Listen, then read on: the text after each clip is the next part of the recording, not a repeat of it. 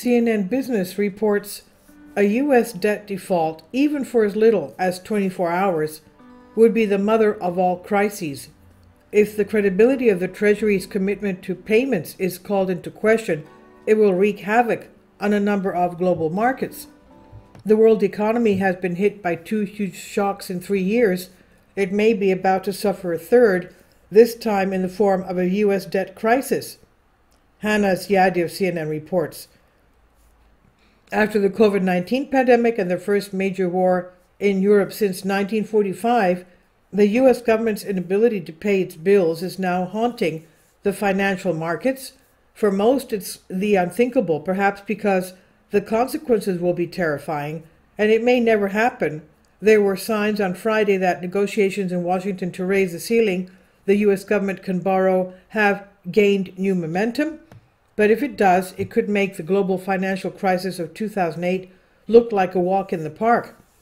The consequences of a U.S. default would be 1,000,000 times worse, says Danny Blanchflower, an economics professor at Dartmouth University and a former Bank of England executive. He says, what if the world's largest financial monolith can't pay its bills? The consequences would be terrifying, he said. The belief that America's government will pay its creditors on time underpins the smooth functioning of the global financial system. It makes the dollar the world's reserve currency and U.S. Treasury securities the foundation of the world's bond markets. And he says, if the credibility of the Treasury's commitment to payments is called into question, it could wreak havoc on a number of global markets. This is what Morris Obstfeld, senior fellow at the Peters Institute for International Economics, a Washington think tank, says. During the 2011 standoff over raising the U.S. debt ceiling, the S&P 500 index of leading U.S. stocks plunged more than 15%.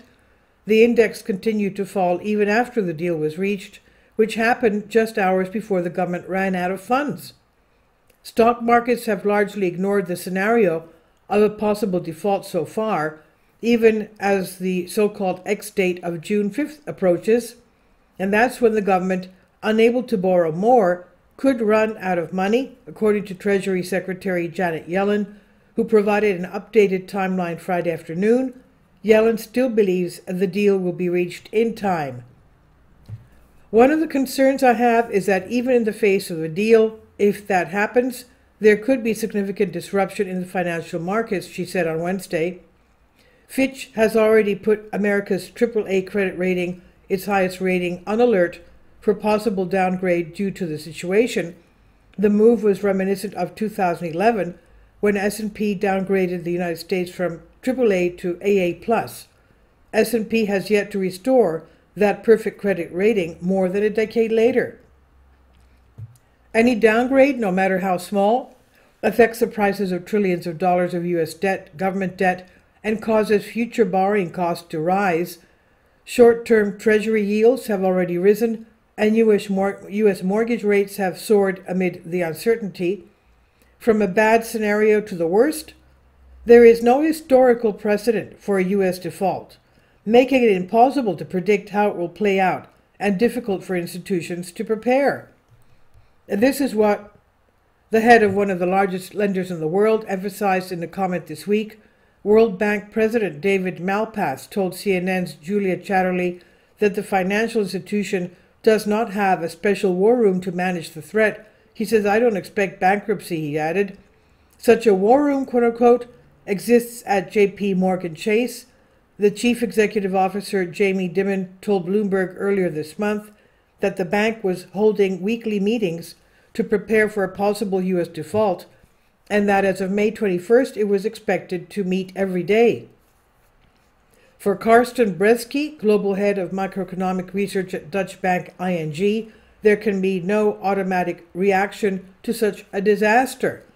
In a scenario outlined by Bresky, the United States could avoid a technical default for a few weeks by continuing to pay bondholders at the expense of other budget items such as spending on public benefits, insurance, and health care. And this is what Moody's Analytics called a breach of the debt ceiling.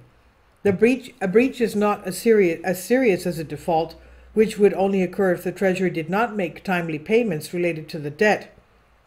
Markets would still be shaken in such a scenario, but it would not trigger the mother of all crises, Bresky said. However, if a Treasury bond defaulted, it would trigger immediate panic in the market, notes the Peterson Institute Obstfeld. Economists at Moody's Analytics believe that even in the event of a breach lasting no more than a week, the U.S. GDP would shrink by 0.7 percentage points and 1.5 million jobs would disappear. In an analysis this month, they gave a 10% chance of that happening, adding that it was most likely to be short. If the political impasse continues into the summer, with the Treasury prioritizing debt payments over other obligations, the blow to the U.S. economy would be devastating, they wrote. GDP would sink by 4.6%, costing 7.8 million jobs. Stock prices would crash, $10 trillion of household wealth would disappear, and borrowing costs would skyrocket. A deep recession in the United States caused by a protracted breach or a U.S. default would sink the global economy as well. In either of these scenarios, if interest rates were to rise on U.S. Treasuries, which are used to price countless financial products and transactions around the world, then borrowing costs would soar across the board. Financial panic would cause credit markets to freeze and stock markets to plunge. Investors who traditionally buy bonds in times of crises could ditch them and turn to cash.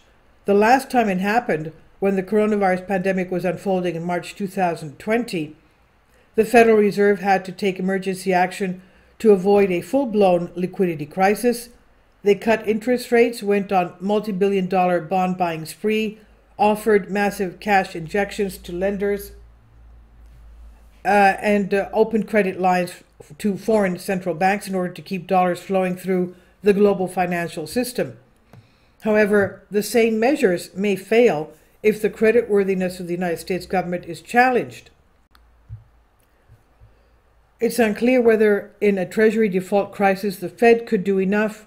With the kind of efforts it made in March 2020, says Obstfeld, it would require much greater effort to stabilize the market, and that effort might well be partially successful or not successful at all. Neil Kashkari, president of the Federal Reserve Bank in Minneapolis, is even more pessimistic. The Fed does not have the ability to protect the U.S. economy from downside of a default, he told CNN's Poppy Harlow this week. A default would send a signal to investors around the world about the erosion of confidence in America, he said.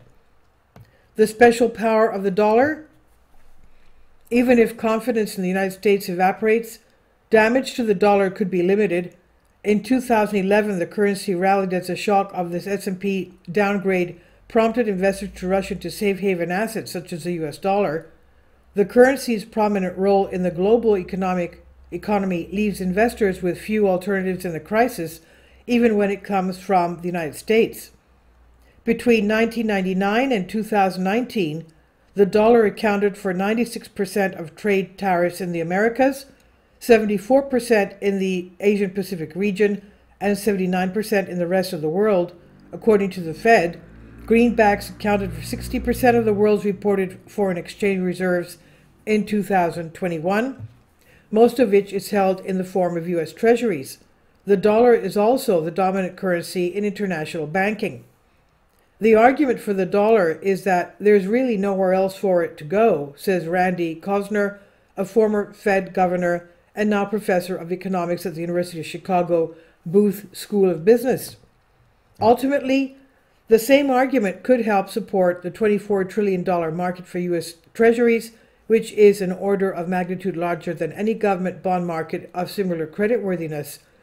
There simply are not enough safe assets available for investors to get out of bonds, says Josh Lipsky, Senior Director of the Atlantic Council Center for Geoeconomics.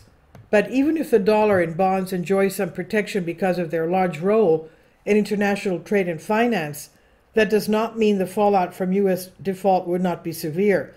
The bottom line, says Lipsky, is that in the event of a default, even if the U.S. Treasury scores a short-term win everyone, including the United States, will still lose. This is by Robert North, contributing reporter, and this is translated for you from a Greek article. Please leave your comments. Thank you for your support. Please support my Patreon account.